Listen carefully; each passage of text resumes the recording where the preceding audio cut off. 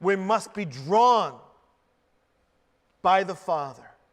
And once water is in the bucket, the water cannot say, oh, this is a change of circumstance. I'm not very comfortable. The acceleration of the I'm very uncomfortable. I want to jump back. Nobody gets to do that. Once you're in the bucket, you're in. And Yeshua says that once you're in that bucket, I won't lose a drop. I will not lose a drop. And you are much more important than a drop of water. Let's talk about theology for a moment. Buckle your seatbelts. Don't get too excited. What is the theology of salvation in John chapter 6? It talks, first of all, about human responsibility. Understand point number one is we have a responsibility regarding our salvation. And I'll give you two verses for each one of the three subjects we're going to look at.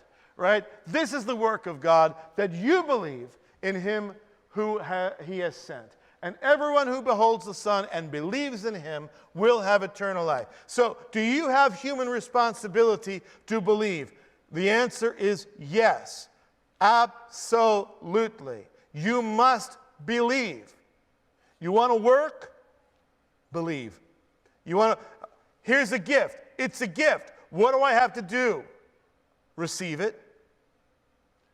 Right? The gift remains mine until you receive it, and then it's yours. So that's the only, believe, human responsibility. So the answer is yes. When it comes to salvation, is there human responsibility? You bet. What about divine election? John is pretty strong about divine election. I could have hammered it a lot harder than I did, but I want to show you an overview, right? And you can draw your conclusions, but I think it's beyond arguing that the concept of divine election is very clear here. And again, another two verses. All that the Father gives me will come to me, and no one can come to me unless the Father who sent me draws him. Not here, water, water, water, but draw. So, human responsibility. Yes, check. Divine election. Yes, check. Do they cancel each other out? In no way. From God's perspective, he's drawn you. From your perspective, you have a responsibility to believe. How do you know, once you believe, how do you know that he's actually drawn you?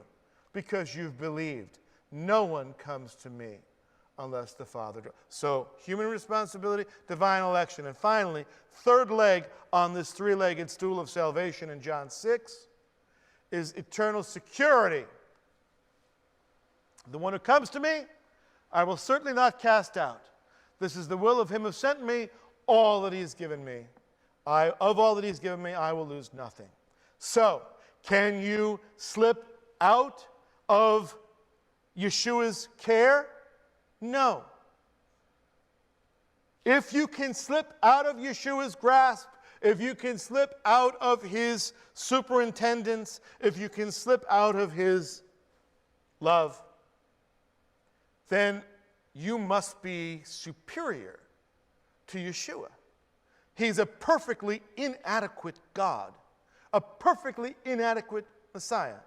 If after the Father has done all that he's done to draw you and bring you, and after Yeshua has taken you to him, receiving the gift of the Father, what kind of Messiah would it be who would allow you to slip out of his grasp?